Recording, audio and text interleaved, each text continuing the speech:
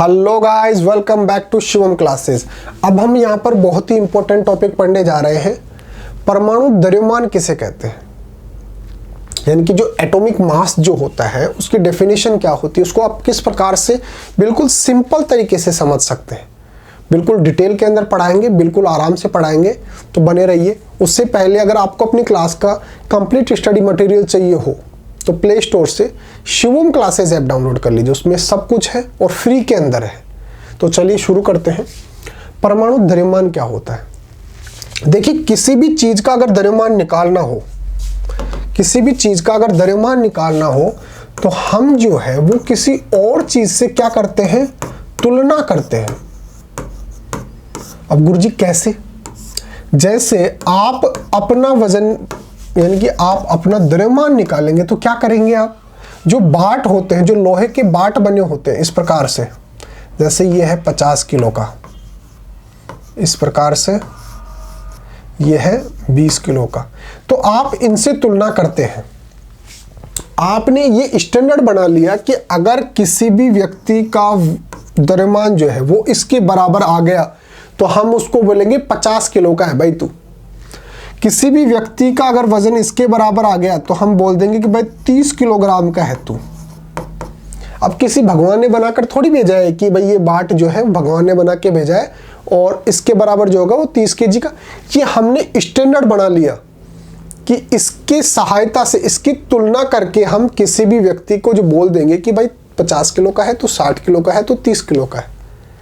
इस प्रकार से जो तत्व जो होते हैं, अगर उसका द्रव्यमान हमें निकालना हो तो उसके लिए भी तो हमें स्टैंडर्ड बनाना पड़ेगा ना, कि भाई उसका द्रव्यमान हम किस प्रकार से निकाल सकते हैं। तो उसके लिए हमने ले लिया कार्बन को,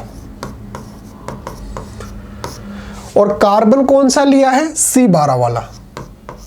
अगर इसके और समस्थानिक हुए तो आप वो कार्बन ले लिए तो फिर वो थोड़ी गड़बड़ हो जाएगी। C12 जो कार्बन है उसको हमने ले लिया किसके रूप में, एक निर्देश बिंदु के रूप में, कि हम इससे तुलना करेंगे। अब इससे डायरेक्ट तुलना कैसे करेंगे, ये तो 12 पे आ रहा है, तो सबसे पहले तो आप इसके 12वें हिस्से को लेंगे। यानी कि जैसे मान लो C12 जो है वो पहले से खुद ही 12 किलो का है। अगर हम इससे तुलना करेंगे तो कोई आगे जो तत्व है, मान लो कुछ भी है X जो है, अगर वो इसके बराबर हुआ तो हम उसको 1 केजी का थोड़ी बोलेंगे, 1 केजी का थोड़ी हुआ, वो तो पहले से ही 12 किलो का है, तो ये भी 12 किलो का ही होना चाहिए। तो इसलिए हम क्या करेंगे, इसको कर देंगे 12 से डिवाइड। अब ये कितना हो गया, 1 केजी का। अब अगर X को इसके बराबर रखा और हमने देखा कि इसके बराबर है तो हम क्या बोलेंगे कि भाई ये 1 केजी का है। हमने क्या किया, पहले कार्बन 12 लिया जिसके अंदर मान लो पहले से ही 12 किलोग्राम का वजन है। ये बाट है जिसकी सहायता से हम वजन नापते हैं। अगर ये पहले से ही 12 किलोग्राम का है तो सबसे पहले तो हमको इसका 1/12वां हिस्सा लेना पड़ेगा ताकि ये 1 किलोग्राम का हो जाए। फिर अगर जैसे कोई जो है अन्य अगर कोई तत्व है वो अगर कार्बन के बराबर हुआ तो हम उसको बोलेंगे 1 किलोग्राम का। अगर इससे डबल हुआ तो बोलेंगे 2 किलोग्राम का। अगर इससे 3 गुना हुआ तो बोलेंगे 3 किलोग्राम का। अगर इससे आधा हुआ तो बोलेंगे आधा किलोग्राम का। तो इस प्रकार से पहले कार्बन 12 लेंगे, फिर उसको 12 से डिवाइड करेंगे और फिर उससे करेंगे तुलना, और इसके आधार पर हम किसी भी परमाणु की या तत्व की द्रव्यमान के बारे में बात करेंगे, और इसी को हम बोलेंगे परमाणु द्रव्यमान, यानी कि एटॉमिक मास। तो देखिए, डाल्टन के परमाणु सिद्धांत की सबसे विशेष संकल्पना परमाणु द्रव्यमान की थी। डाल्टन ने जो परमाणु सिद्धांत दिया था उसमें सबसे जो इंपॉर्टेंट बात बताई, उन्होंने बताई कि भाई परमाणु द्रव्यमान क्या होता है, कैसे होता है, किस प्रकार से होता है। उनके संकल्पना के अनुसार प्रत्येक तत्व का एक अभिलाक्षणिक परमाणु द्रव्यमान अवश्य होता है। यानी कि जितने भी परमाणु हैं उनके अंदर कुछ ना कुछ द्रव्यमान जो होता है वो होता है, और उसी को हम क्या बोलते हैं, परमाणु द्रव्यमान। क्यों? क्योंकि वो द्रव्यमान किसका है, परमाणु का है, तो इसलिए हम उसको क्या बोलेंगे, परमाणु द्रव्यमान बोलेंगे। डाल्टन का सिद्धांत स्थिर अनुपात के नियम के पूर्ण रूप में समझाने में समर्थ था, इसलिए वैज्ञानिकों ने परमाणु द्रव्यमान को मापने में रुचि दिखाई। स्थिर अनुपात का नियम, यानी कि किसी भी अभिक्रिया के अंदर अगर जो अभिकारक और उत्पाद है, अभिकारक जो है, जो तत्व जिनसे मिलकर वो बना है, उसके अंदर जो द्रव्यमान है, उन तत्वों का जो द्रव्यमान है वो एक नियत रहता है, वो स्थिर रहता है, उसको क्या बोलते हैं? स्थिर अनुपात का नियम। तो यहाँ पे किसकी बात की उसने? द्रव्यमान की बात की। और किसी भी चीज को समझाने के लिए इनका ये नियम था, वो काम कर गया। इसलिए सबको क्या मानना पड़ा कि भाई ये जो बता रहे हैं ना परमाणु द्रव्यमान, तो इस नाम की भी कोई चीज दुनिया के अंदर होती है। इसलिए वैज्ञानिकों ने परमाणु द्रव्यमान को मापने में रुचि दिखाई। फिर उन्होंने बोला कि भाई ठीक है, मान लिए परमाणु द्रव्यमान होता है, लेकिन आप इसको माप के भी तो दिखाओ कि भाई ये जो परमाणु है ये आधा का है, आधा किलो का है, ये 1 किलो का, इस प्रकार से। किलोग्राम में नहीं होता, लेकिन मैं बता रहा हूं समझाने के लिए। फिर उन्होंने रुचि दिखाई कि बताओ, नाप के दिखाओ भाई द्रव्यमान किस प्रकार से होता है। लेकिन इनका द्रव्यमान जो था वो नापना बहुत ही मुश्किल था, क्योंकि बहुत ही छोटे होते, आप देख ही नहीं सकते। सूक्ष्मदर्शी यंत्र भी ले लेंगे, उसके अंदर भी आप नहीं देख सकते। सामान्य सा अगर कोई सूक्ष्मदर्शी यंत्र ले लेंगे, उनमें भी आप इनको नहीं देख सकते। तो इनका द्रव्यमान मापना तो बहुत मुश्किल हो गया। तो ये बहुत कठिन था। इसलिए उत्पन्न तत्व यौगिकों के द्वारा रासायनिक संयोजन के नियम की सहायता से परमाणु द्रव्यमानों को समझाया गया। अब देखिए किस प्रकार से नापेंगे वो देखिए, ये स्टेटमेंट बहुत ही ज्यादा इंपॉर्टेंट है। किसी तत्व का परमाणु द्रव्यमान वह संख्या होती है जो यह दर्शाती है कि उस तत्व के एक परमाणु का द्रव्यमान कार्बन 12 के एक परमाणु के 12वें हिस्से से कितना गुना भारी है। किसी भी जो परमाणु है उसका एक परमाणु लेंगे हम, सिर्फ एक, और उससे तुलना करेंगे कार्बन 12 से कि उस कार्बन 12 का 12वां हिस्सा है और फिर उससे कितना गुना है। जो हमने आपको समझा है ना वही चीज ये बोल रहा है, लेकिन थोड़ा सा समझने में हो सकता है आपको दिक्कत आ जाए। कार्बन 12 का, जैसे मान लो 12 किलोग्राम का है, इसका 12वां हिस्सा लेंगे, 12वां हिस्सा का मतलब 12 से डिवाइड कर देंगे तो कितना आ गया? 1 किलोग्राम। अब इससे तुलना कर देंगे, अगर कोई 2 गुना है तो बोल देंगे 2 kg, 3 गुना है तो बोल देंगे 3 kg, अगर इससे आधा है तो बोल देंगे भाई 500 ग्राम, उससे 1/4 है तो बोल देंगे 250 ग्राम। तो इस प्रकार से कार्बन 12 के 12वें हिस्से के कितना भारी है कोई भी परमाणु, उसके आधार पर हम देंगे क्या? किसी भी परमाणु का द्रव्यमान। अर्थात एक परमाणु द्रव्यमान की इकाई का द्रव्यमान एक कार्बन 12 समस्थानिकों के 1/12वें हिस्से के द्रव्यमान के बराबर होता है। ये हमने अभी आपको सिंपल शब्दों में समझा दिया। परमाणु द्रव्यमान तत्व के एक परमाणु का द्रव्यमान और 12 परमाणु का द्रव्यमान। इसे एकीकृत परमाणु संहति द्वारा मापा जाता है। इसकी सांकेतिक इकाई U या फिर dA होती है। दोनों याद रखेंगे, इसकी सांकेतिक इकाई क्या होती है? U या फिर dA। किसकी होती है? एटॉमिक जो मास होता है, परमाणु जो द्रव्यमान होता है उसकी। उदाहरण देखिए, कार्बन मोनोऑक्साइड यानी कि जो CO जो है, जो कार्बन एवं ऑक्सीजन के संयोग द्वारा निर्मित होता है। प्रायोगिक तौर पर यह अवलोकित किया गया कि 3 ग्राम कार्बन और 4 ग्राम ऑक्सीजन के संयोजन से कार्बन मोनोऑक्साइड बनी है। अर्थात इस अभिक्रिया में कार्बन अपने 4/3 गुना अधिक द्रव्यमान वाले ऑक्सीजन परमाणुओं से संयुक्त होता है। यहां पे कार्बन कितना दे रखा हमारे को? 3 ग्राम, ठीक है, और ऑक्सीजन कितनी दे रखी है? 4 ग्राम। तो इसका मतलब जो कार्बन मोनोऑक्साइड हो गई, इसके अंदर जो कार्बन है वो अपने से 4/3, ये 4 है और इसका 3 से डिवाइड करेंगे तभी तो उसका आएगा ना। तो 4/3 गुना अधिक द्रव्यमान वाले से, अधिक किसका है? ऑक्सीजन का। ये 4 ग्राम है, वो 3 ग्राम है। कितना ज्यादा है उसको डिवाइड कर दो इससे। नहीं समझे? ये है कार्बन मोनोऑक्साइड, ठीक है। कार्बन कितना दे रखा है? 3, और ये कितना दे रखा है? 4। सबसे पहले तो आप ये देखिए ज्यादा किसका है। ऑब्वियस सी बात है इसका है, ठीक है। अब कितना ज्यादा है इसको करो 3/4 से भाग, तब जाकर हम 4 उल्टा कर दिया हमने, 4/3 ये जो 4/3 है इससे, अब अगर इसका हम निकालेंगे भार, तो इसको 3 से गुणा कर दो, तो ये आ गया कितना 4, इस प्रकार से आ गया। तो ये इससे कितना ज्यादा भारी है? भारी तो है, ये 3 है, ये 4 है, भारी तो है, ये बात तो श्योर है, लेकिन कितना है? 4/3, इतना इससे ज्यादा भारी है।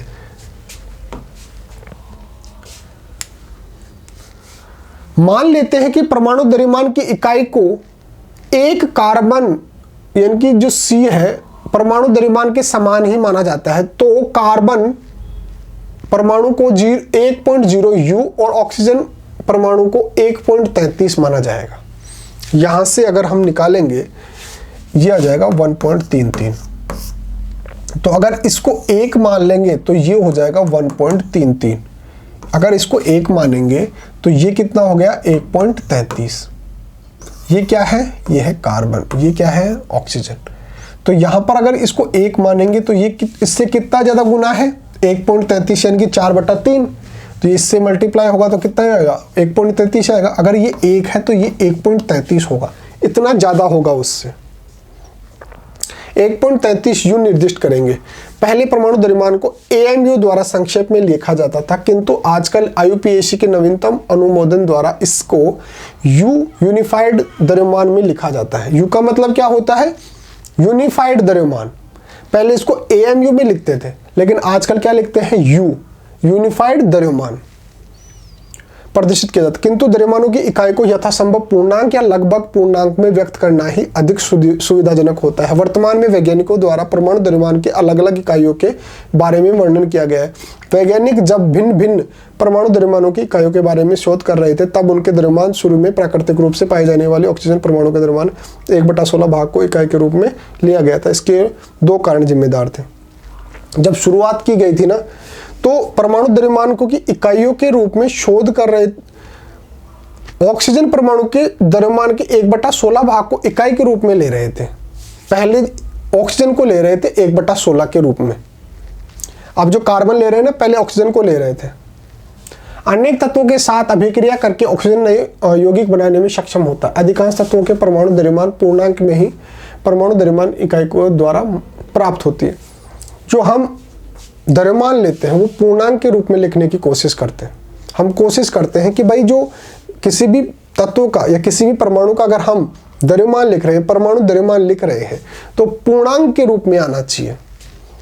सन 1961 में परमाणु द्रव्यमान इकाई कार्बन 12 समस्थानिकों को मानक संदर्भ के रूप में परमाणु द्रव्यमान के रूप में ज्ञात करने के लिए सार्वभौमिक माना गया।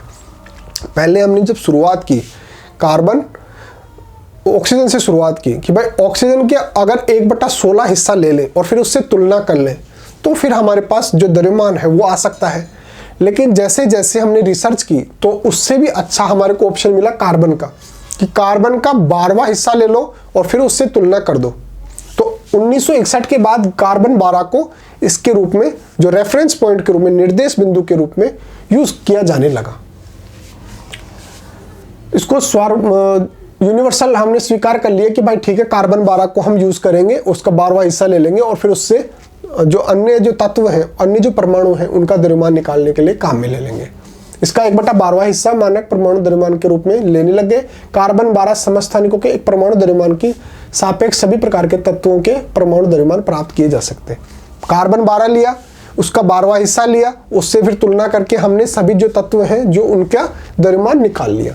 वे तत्व जिनकी परमाणु संख्या समान होती है किंतु भार भिन्न भिन्न पाए जाते हैं, उनको समस्थानिक कहते हैं। जिनकी परमाणु संख्या तो समान रहती है, जैसे carbon, hydrogen, helium, lithium, beryllium, boron, जैसे जैसे मैं बोल रहा हूं वो 1 2 3 4 इस प्रकार से बढ़ती जा रही है। लेकिन सामान्यतः हम मानते हैं कि कार्बन वो जो उसकी संख्या है, हाइड्रोजन, हीलियम, लिथियम, बेरिलियम, उसकी जो क्रमांक है उसका डबल होता है द्रव्यमान। लेकिन कुछ भी क्या देखा गया कि जैसे कार्बन है, कार्बन में कितना हो गया, hydrogen, helium, lithium, beryllium, boron, carbon 6ठे स्थान पे आ रहा है, तो इसका परमाणु क्रमांक कितना हो गया 6। लेकिन इसका द्रव्यमान कितना होना चाहिए 12। लेकिन अगर जैसे कार्बन का अगर हम कोई परमाणु ले लें, उसका अगर हमें द्रव्यमान 13 मिल गया, तो हम उसके बारे में क्या कहेंगे, अगर हमने एक जगह और देखा फिर हमें 14 मिल गया कार्बन का द्रव्यमान, तो हम उसको क्या कहेंगे? तो उसको बोलेंगे समस्थानिक। उसका परमाणु क्रमांक तो एक ही है, कार्बन तो छठे स्थान पर ही आएगा, परमाणु क्रमांक तो एक ही है, लेकिन उसका द्रव्यमान जो है वो अलग अलग आ रहा है, 12 भी आ रहा है, 13 भी आ रहा है, 14 भी आ रहा है। तो ऐसे तत्व जिनका परमाणु क्रमांक तो समान रहता है लेकिन उनका द्रव्यमान जो है वो बदल जाता है, तो वे तत्व जिनकी परमाणु संख्या तो समान रह रही है, जैसे कार्बन है उसकी परमाणु क्रमांक तो समान रहेगा, कि उनको भार जो है उनका द्रव्यमान जो है वो अलग अलग प्राप्त होगा, तो उसे समस्थानिक कहते हैं। दूसरे शब्दों में एक ही तत्व के अलग अलग भार वाले परमाणुओं को समस्थानिक कहते हैं। जैसे कार्बन 12 भी है, 13 भी है, 14 भी है। अब कार्बन 12 से क्या मतलब है? इसका मतलब ये छठे स्थान पे आता है, यानी कि इसका परमाणु क्रमांक कितना हो गया? 6। तो तीनों का परमाणु क्रमांक तो 6 ही रहेगा, वो चेंज नहीं होगा, लेकिन इसका द्रव्यमान हो गया 12 और इसको 13, इसका 14, यानी कि इनका जो द्रव्यमान है, इनका भार जो है वो अलग अलग प्राप्त हो रहा है, इसलिए ये क्या हो गए? समस्थानिक हो गए। एक दूसरे के क्या हो गए? समस्थानिक। उदाहरण, एक फल विक्रेता द्वारा बिना मानक भार के फल को बेचा जा रहा था। वह एक तरबूज लेकर कहता था कि यह 12 इकाई द्रव्यमान का फल है। 12 तरबूज इकाई अथवा 12 फल द्रव्यमान इकाई। जब वह तरबूज के 12 टुकड़े करता है, कोई जो तरबूज था अगर वो उसको मान ले कि ये 12 किलोग्राम का है, ठीक है, अगर वो उसके बराबर 12 टुकड़े कर लेगा तो एक जो उसका टुकड़ा है वो किसके बराबर हो जाएगा? 1 किलोग्राम के। अगर किसी आदमी को कोई दूसरी चीज लेनी हो कि मेरे को 1 किलोग्राम ये दे दो, तो उसका वो 12वां हिस्सा रखेगा, तरबूज का 12वां टुकड़ा रखेगा और उसके बराबर दे देगा। किसी को 2 किलोग्राम लेनी है तो 2 टुकड़े रखेगा और फिर उसके बराबर दे देगा। इस प्रकार से समझा गया, जब वह तरबूज के 12 टुकड़े करता है तो उसे पता चलता है कि उसके द्वारा बेचे जा रहे प्रत्येक फल का द्रव्यमान तरबूज के एक टुकड़े के द्रव्यमान के सापेक्ष है, जैसा कि चित्र में आप देख पा रहे हैं। अब वह फलों को सापेक्ष द्रव्यमान इकाई में बेचता है। अब वो अगर जैसे मैंने आपको बता दिया कि वो उस हिसाब से बेच सकता है अपने फलों को 1 किलोग्राम 2 किलोग्राम के रूप में। जैसे ये है 1 किलोग्राम तरबूज, मान लो उसका 12वां टुकड़ा किया और ये 1 किलोग्राम का टुकड़ा है, अब वो ऐसा मान रहा है। अगर किसी को 1 किलोग्राम सेव लेनी है तो वो उसके बराबर दे देगा, तो अभी सेव का जो द्रव्यमान है वो कितना होगा? 1 किलोग्राम। अगर किसी को 2 किलोग्राम लेनी है तो 2 टुकड़े रखेगा और 2 के बराबर दे देगा। तो इस प्रकार से उसने क्या कर लिया? एक स्टैंडर्ड बना लिया। जैसे हमने कार्बन 12 का स्टैंडर्ड बना लिया, अब कार्बन 12 जो है वो ऑलरेडी 12वें स्थान पे है, तो हमने पहले उसको 12 से डिवाइड किया कि पहले तो 1 किलोग्राम के बराबर हो जा, और फिर उसके अनुसार हमने सबसे जो तुलना करके और सबका द्रव्यमान हमने बता दिया। परमाणु द्रव्यमान के लिए हमारे पास ये सारणी दी गई है, उसमें आप देखकर और बता सकते हैं कि कौन से तत्व का कितना परमाणु द्रव्यमान होता है। ठीक है, हाइड्रोजन का H से लिखते हैं इसको, और परमाणु भार कितना होता है? 0.008 और परमाणु द्रव्यमान 1 U। हीलियम का परमाणु भार कितना है? 4.003 यानी कि 4 U। हमने अभी बात की थी ना कि भाई हम कोशिश करते हैं कि उसको पूर्णांक के रूप में लिखा जाए, परमाणु द्रव्यमान को पूर्णांक के रूप में लिखा जाए। तो यहां पर 4.003 आ रहा है हमारे पास, हम उसको क्या लिख रहे हैं? 4। 12.001 आ रहा है, ये तो एग्जैक्ट है उसका, और ये हम उसका एक स्टैंडर्ड ले रहे हैं कि भाई पॉइंट के अंदर हमारे को लिखना ना पड़े। इसी प्रकार से सोडियम का Na का 22.989 होता है, लेकिन हम उसको 23 लिख लेंगे क्योंकि 22.9 है और उसके भी आगे 8-9 है, यानी कि लगभग 23 हो गया। तो इस प्रकार से हाइड्रोजन का 1, हीलियम का 4, कार्बन का 12, नाइट्रोजन का 14, ऑक्सीजन का 16, सोडियम का 23, मैग्नीशियम का 24, एल्यूमिनियम का 27, फास्फोरस का 31, सल्फर का 32, क्लोरीन का 35.5, लोहे का 56, तांबे का 63.5, जस्ते का 65 और ब्रोमीन का 80। इस प्रकार से इनका क्या हो गया? ये परमाणु द्रव्यमान आ जाता है। अब फिर भी आपके मन में कोई क्वेरी रह जाती है कि परमाणु द्रव्यमान को हम क्या, कैसे, कब नापते हैं, तो आप कमेंट करके पूछ सकते हैं, आपकी पूरी सहायता की जाएगी। और बाकी शिवम क्लासेज ऐप डाउनलोड कर लीजिए, उसके अंदर सब कुछ फ्री के अंदर अवेलेबल है। परमाणु द्रव्यमान का सीधा सीधा याद रखेंगे, कार्बन 12 का 12वां हिस्सा लेंगे और फिर उससे तुलना करके प्रत्येक परमाणु का द्रव्यमान निकाल लेंगे उसके बराबर वो हो जाएगा। ठीक है।